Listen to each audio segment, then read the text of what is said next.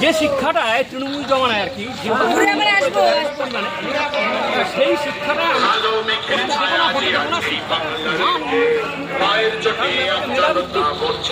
শিক্ষাটাকে উন্নীত হয়ে সেখানে কাজে লাগে। এসআইআরের ফলে একটা বড় অংশের মানুষ বাদ পড়ে যাচ্ছে এবং সেখানে যেটা দেখা যাচ্ছে যে এটা মোটামুটি হচ্ছে যে একটা ওটা বিজেপি অংশ থেকেও কেটে গেছে বিজেপির যেটা ভোট ব্যাংক।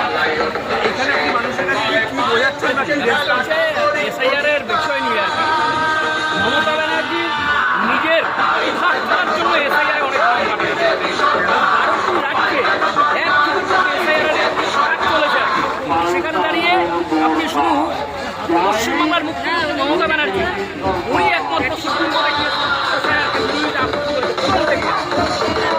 তার পরবর্তীকালে দেখুন অ্যাডভোকেশন বন্ধ হয়ে গেছে সেখানে পুঙ্খানুভাবে যাচাই বিচার করা হচ্ছে।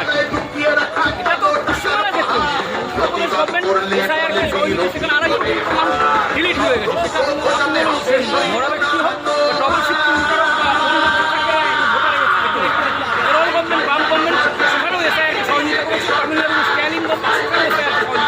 এই রাজ্য করেনি যার জন্য আজকে মানুষের দুর্বল। এটা কি মানুষকে বোঝাতে পারছেন? আমি বুঝাতে পারি মানুষকে বুঝেছে আমার বুঝেছে এবং 6 নম্বর ফর্ম ফিল আপ করেছে তারা তাদের মতো এই যে আপনার যেটা আপনার কোর্টের মাধ্যমে ডিসিশন হয়